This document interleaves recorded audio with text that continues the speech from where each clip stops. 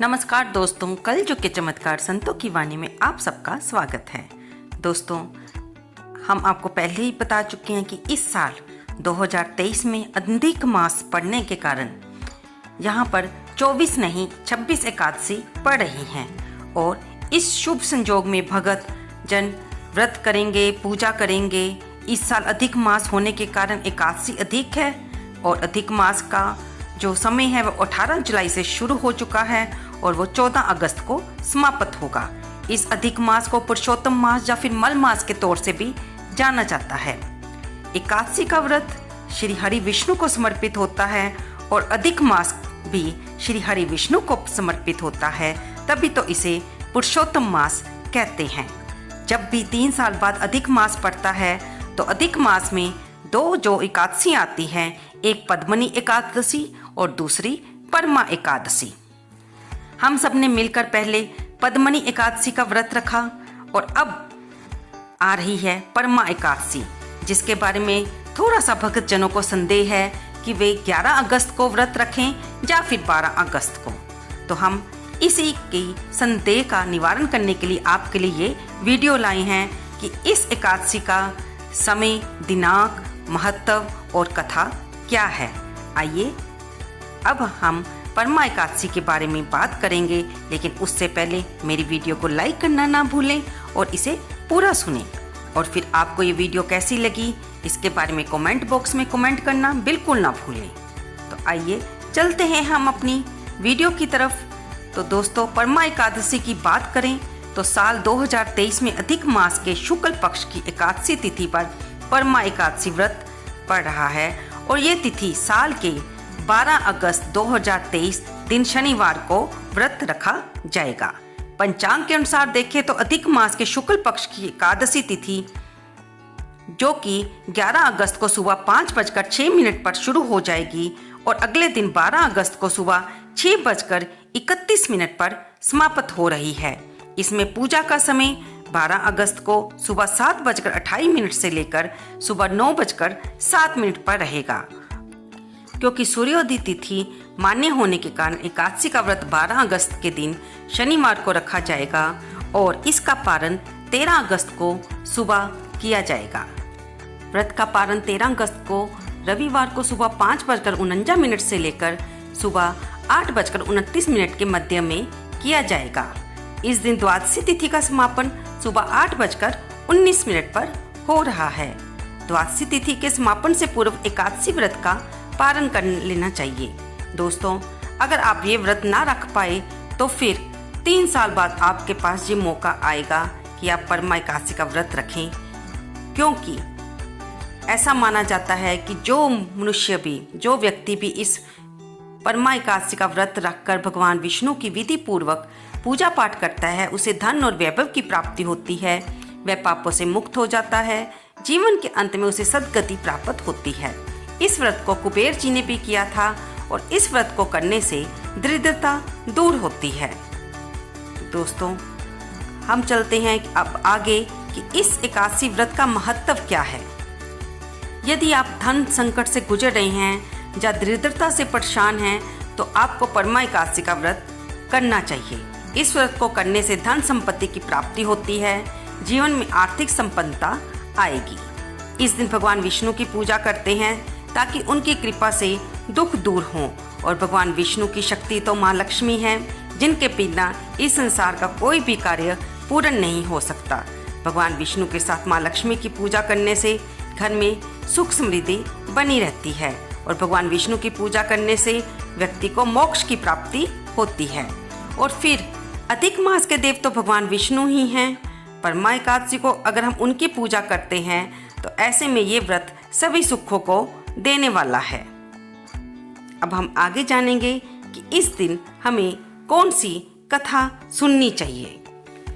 कथा शुरू करने से पहले हम आपको हर बार की तरह इस व्रत के नियम बता दें कि अगर आप ये व्रत रख रहे हैं तो दशमी के दिन ही सात्विक भोजन करें, क्योंकि ये तिथि 11 अगस्त को शुरू हो रही है, इसलिए उस दिन चावल ना खाएं और मसूर की दाल, तामसिक भोजन से परहेज रखें।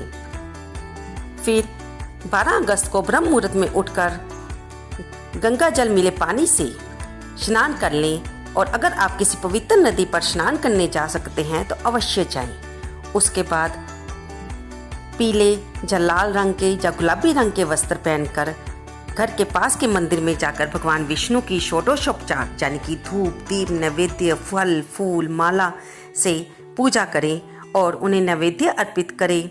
फिर उनके सामने आप अपने व्रत का, जिस तरह से भी आप अपनी शारीरिक सामर्थ्य के अनुसार व्रत रख सकें, वैसा संकल्प लें। अपने नाम, अपना गोत्र, अपना स्थान का नाम लेते हुए भगवान के सामने व्रत का संकल्प लें। इसके लिए आप हाथ में थोड़े से तिल, सफ़ेद तिल या फिर एक फूल और थोड़ा सा जल और कुछ दक्षिणा रखकर इस व्रत का संकल्प लें। फिर प्रभु के आगे घी का दीपक जगाकर कथा करें, जा पढ़ें, जा सुनें और फिर उसके बाद भगवान विष्णु की आरती करें। इस दिन आप भोजन में फल खा सकते हैं, दूध चाय पी सकते हैं और अगर आप अन्न के बिना नहीं रह सकते तो कुट्टू के आटे की रोटी बनाकर खा सकते हैं।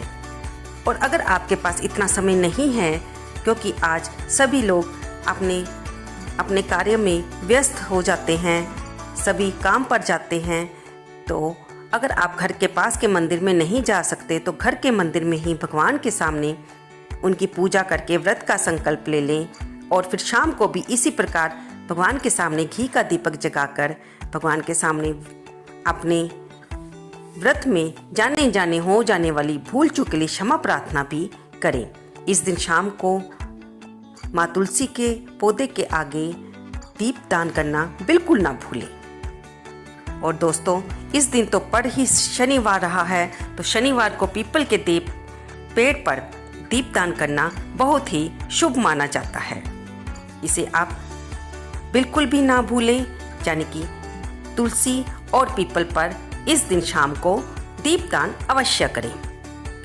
इसी के साथ हम आपको एक और बात याद करा दें कि अधिक मास की एकादशी के दिन आप 5 दीपक जलाना बिल्कुल ना भूलें। चाहे वो आप अपने घर के पास वाले मंदिर में, शिवालय में या देवालय में जाकर जगाएं या फिर घर में ही 5 दीपक अपने घर के मंदिर में प्रज्वलित करके उनसे घर की चौखट पे रख दें या फिर उसे माँ तुलसी के क्यारे के पास रख दें या पीपल के पेड़ पे रख दें या फिर उसे बेलपत्री के पेड़ के नीचे रख दें।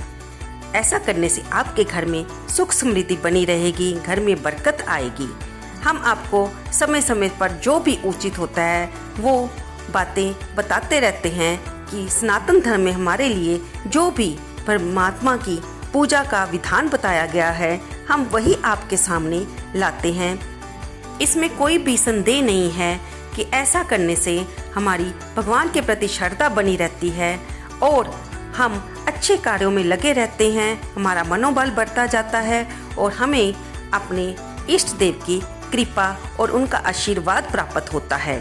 दोस्तों, ये तो सच्चाई है कि ये जीवन है और जीवन में बहुत सी मुश्किलों का हमें सामना करना पड़ता है। किसी को व्यापार के संबंध में, किसी को नौकरी के संबंध में, किसी को स्वास्थ्य के संबंध में और किसी को संतान के संबंध में। तो हमारे शास्त्रों में इन्हीं व्रतों के जरिए भगवान की पूजा करके अपनी मनोकामना को भगवान के सामने रखकर हम उनसे प्रार्थना करते हैं कि हम उनके निमित्त ये व्रत रख रहे हैं और वे हमारी मनोकामना को पूर्ण करने के लिए हमें अपना आशीर्वाद दें। तो आइए, बातें तो बहुत होगी, अब हम परमा एकादशी की, जिसे कि हरिवल्लभा एकादशी भी कहा जाता है, इसकी कथा सुनते हैं। इस दिन भक्ति पूर्वक नरोत्तम भगवान विष्णु की पूजा करने से दुर्लभ सिद्धियों की प्राप्ति होती है। आप शुरू से ही सुनते आ रहे हैं कि ये सारी कथाएं एकादशी की भगवान श्री कृष्ण धर्मराज युधिष्ठिर को सुना रहे हैं और धर्मराज युधिष्ठिर इसे हम जैसे संसारी लोगों के कल्याण के लिए भगवान के मुंह से, श्री मुख से ये हमें सुनवा रहे हैं। धर्मराज युधिष्ठिर बोले, हे वासुदेव, अब कृपा करके मल मास के कृष्ण पक्ष की एकादशी का नाम, उसके व्रत की विधि तथा महात्म्य को विस्तार पूर्वक बतलाइए। श्री कृष्ण बोले, हे राजन, इस एकादशी का नाम परमा एकादशी है। इस व्रत के प्रभाव से समस्त पाप नष्ट होकर लोक में सुख तथा अंत में मुक्ति की प्राप्ति होती है। शुक्ल पक्ष की एकादशी के समान ही इसकी विधि है। नरोत्तम भगवान का भक्ति पूर्वक पूजन इस एकादशी में करना चाहिए। इस बारे में एक मनोहर कथा जो कि काम्पल्य नाम नगर में हुई, मैं तुमसे कहता हूँ। प्राचीन काल में काम्पल्य नामक रमणीक नगर में सुमेधा नाम का एक अत्यंत धर्मात्मा ब्राह्मण रहता था। इसकी स्त्री बहुत पतिव्रता थी, परंतु दुर्भाग्यवश वे अत्यंत दरिद्र थे। अनेक मनुष्यों से भिक्षा मांगने पर भी उनको भिक्षा नहीं मिलती थी। इस कारण भली प्रकार भोजन, वस्त्र और रहने का स्थान तक नहीं था। रूप व यौवन से संपन्न उसकी स्त्री अपने पति सहित अत्यंत कठिनता से जीवन निर्वाह किया करती थी। उन्हें कई कई दिनों तक उपवास करना पड़ता था, परंतु उसकी पतिव्रता स्त्री स्वयं भूखी रहकर भी अतिथि सत्कार अवश्य करती और अपने मुख पर कभी भी मलिनता तक न आने देती। साथ ही अपने पति से कभी किसी वस्तु की जांचना तक न करती। भूख और गरीबी के कारण उसका शरीर दिन प्रतिदिन दुर्बल होता जा रहा था। अपनी स्त्री के दुर्बल शरीर एवं घर में अन्न का अभाव देखकर सुमेधा ब्राह्मण एक दिन अपनी स्त्री से कहने लगा, हे प्रिय, यदि मैं किसी श्रेष्ठ मनुष्य से धन मांगता हूँ तो मुझको कोई कुछ नहीं देता। मैं क्या करूँ, कहाँ जाऊँ? बिना धन के घर के कार्य सिद्ध नहीं होते। अतः मुझको विदेश जाने की आज्ञा दो, जिससे मैं कुछ धन प्राप्त कर सकूं। मुझे कुछ प्रयत्न तो करना ही चाहिए, क्योंकि बिना उद्यम के कार्य की सिद्धि नहीं होती। हताश पति के दुख भरे वचन सुनकर ब्राह्मणी विनीत भाव से बोली, हे स्वामी, यद्यपि मैं कोई विद्वान पंडित नहीं, फिर भी मैं आपकी आज्ञा से कुछ कहना चाहती हूँ। पूर्व जन्म में जो मनुष्य विद्या, धन और भूमि दान करते हैं, उन्हें ही इस जन्म में विद्या, धन और भूमि मिलती है। यदि कोई पूर्व जन्म में दान नहीं करता तो भगवान उसे केवल अन्न ही देते हैं। मैं आपका वियोग नहीं सह सकती। पति रहित स्त्री की संसार में माता, पिता, भ्राता, ससुर तथा संबंधी आदि सभी निंदा करते हैं, इसलिए आपको यहीं रहना चाहिए। अपनी स्त्री के ऐसे वचन सुनकर वह ब्राह्मण परदेश नहीं गया और काम्पल्य नगरी में ही दिन काटने लगा। कुछ समय के पश्चात कौंडिन्य मुनि काम्पल्य नगरी में पधारे। उनको आते देखकर सुमेधा और उसकी पत्नी ने मुनि कौंडिन्य को प्रणाम किया और कहा, आज हम धन्य हैं। आज हमारा जीवन आपके दर्शन मात्र से ही सफल हुआ। तथा उनको अपने घर लाकर आसन तथा भोजन दिया। भोजन के पश्चात उस पतिव्रता स्त्री ने मुनि से पूछा, हे मुनि, आप मुझे दरिद्रता दूर करने का कोई उपाय बताइए। मैंने अपने पति को परदेश में धन कमाने जाने से रोका है। मेरे भाग्य से आप आ गए हैं। मुझे पूर्ण विश्वास है कि अब हमारी दरिद्रता दूर हो जाएगी। आप हमें दरिद्रता मिटाने वाले किसी व्रत के बारे में बतलाइए। कौंडिन्य ऋषि को ब्राह्मण दंपति पर दया आ गई और वह बोले, हे देवी, मल मास की कृष्ण पक्ष की परमा एकादशी के व्रत से समस्त पाप, दुख और दरिद्रता आदि नष्ट हो जाते हैं। जो मनुष्य इसका व्रत करता है वह धनवान हो जाता है। इस व्रत में नित्य गायन और भजन कीर्तन सहित रात्रि जागरण करना चाहिए। कुबेर को महादेव जी ने इस व्रत के कारण धनाधिपति बना दिया था। इस व्रत के प्रभाव से सत्यवादी राजा हरिश्चंद्र को पुत्र, स्त्री और राज्य प्राप्त हुआ था। तत्पश्चात मुनि ने उसको एकादशी का व्रत की समस्त विधि बतलाई। मुनि ने व्रत का विधान बतलाते हुए कहा, हे ब्राह्मणी, पंचरात्रि व्रत इससे भी अधिक उत्तम है। परमा एकादशी के दिन प्रातः काल नित्य क्रम से निवृत्त होकर विधि पूर्वक पंचरात्रि व्रत आरंभ किया जाता है। जो मनुष्य 5 दिन तक निर्जल व्रत करते हैं वे अपने माता, पिता और स्त्री सहित स्वर्गलोक को जाते हैं। जो 5 दिन तक संध्या को केवल एक समय भोजन करते हैं वे स्वर्ग को जाते हैं।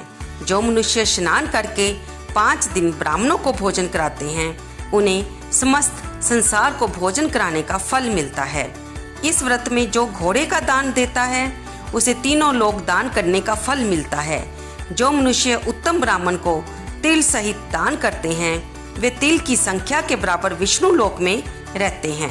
जो घी का पात्र दान करते हैं वे सूर्य लोक को जाते हैं। जो 5 दिन ब्रह्मचर्य पूर्वक रहते हैं वे देवांगनाओं के साथ स्वर्ग में भोग करते हैं। हे पवित्रे, तुम अपने पति के साथ इस व्रत को करो, इससे तुम्हें प्राप्त धन और सिद्धि प्राप्त होगी और अंत में पति सहित स्वर्ग को जाओगी। कौंडिन्य मुनि के कहे अनुसार ब्राह्मण दंपति ने 5 दिन परमा एकादशी का व्रत किया। व्रत समाप्त होने पर उन्होंने देखा कि एक राजकुमार अपने सेवकों सहित उनके सामने खड़े हैं। राजकुमार ने ब्रह्मा जी की प्रेरणा से एक सुंदर नवीन मकान जो कि सब वस्तुओं से सजा हुआ था रहने के लिए उन्हें दिया। साथ ही राजकुमार आजीविका के लिए एक गांव देकर अपने महल को चले गए। वे दोनों इस व्रत के प्रभाव से अपनी संतानों सहित अनंत सुख को भोग कर अंत में स्वर्गलोक को प्राप्त हुए। जो मनुष्य परमा एकादशी का व्रत करता है उसे समस्त तीर्थों में दान आदि का फल मिलता है। जिस प्रकार संसार में 2 पैरों वाले में ब्राह्मण, 4 पैरों वालों में गौ, देवताओं में इंद्र राज श्रेष्ठ है, उसी प्रकार महीनों में अधिक मास उत्तम है। इस महीने में पंचरात्रि व्रत अत्यंत पुण्य देने वाला है। इस महीने में पद्मनी और परमा दोनों ही एकादशियां श्रेष्ठ हैं। उनके व्रत से समस्त पाप क्षीण हो जाते हैं। दुर्बल मनुष्य को भी कम से कम एक व्रत अवश्य करना चाहिए। जो मनुष्य अधिक मास स्नान तथा एकादशी को व्रत नहीं करते उन्हें आत्मघात का पाप लगता है। ये मनुष्य योनि बड़े पुण्यों से मिलती है, इसलिए मनुष्यों को सभी एकादशियों के व्रत अवश्य करने चाहिए। इस संवाद का उपसंहार करते हुए भगवान श्री कृष्ण ने कहा, हे धर्मराज युधिष्ठिर, जो आपने मुझसे पूछा वो मैंने आपको बतला दिया। अब आप भी इसका व्रत भक्ति पूर्वक कीजिए। जो मनुष्य अधिक मास की एकादशी तथा शिवरात्रि का व्रत करते हैं वे स्वर्ग में इंद्र के समान भोगों को भोगते हुए तीनों लोकों में वंदित होकर विष्णु लोक को प्राप्त होते हैं। तो दोस्तों, ये हमने सुनी परमा एकादशी व्रत की कथा। दोस्तों, हम चाहे भगवान शिव को मानते हैं या भगवान विष्णु को मानते हैं या माता रानी को मानते हैं, हम अपने इष्ट देव से संबंधित जो भी व्रत रखते हैं उसका हमें अवश्य पुण्य मिलता है। हमारी भक्ति में वृद्धि होती है। हमारे इष्ट देव हमारे दुखों को काट कर हमें परेशानियों से लड़ने के लिए हमारे बल देते हैं। और ये सभी व्रत हमें यही बताते हैं कि हम कोई भी व्रत रखें, किसी भी देवता से संबंधित रखें, ये व्रत हमें सुख देते हैं, समृद्धि देते हैं, हमारे पापों का नाश करके हमें ये संसारिक जीवन को अच्छी ढंग से बिताते हुए हमें इस भावसागर से पार कराते हैं और हमें उत्तम लोक की प्राप्ति होती है। तो दोस्तों, इस कथा को पढ़ने और सुनने के बाद भगवान विष्णु की ओम जय जगदीश हरे ये आरती कीजिए और फिर भगवान से अपने व्रत में हो जाने वाली भूल चूक की क्षमा प्रार्थना भी अवश्य करनी चाहिए। अब हर बार की तरह हम आपसे यही पूछेंगे कि आपको ये वीडियो कैसी लगी। कृपया इसे अपने दोस्तों के साथ शेयर करना ना भूलें और कमेंट बॉक्स में जय विष्णु भगवान लिखना तो बिल्कुल ना भूलें। इससे हमारा मनोबल बढ़ता है और हम अगली वीडियो बनाने के लिए और उत्साहित हो जाते हैं। धन्यवाद दोस्तों।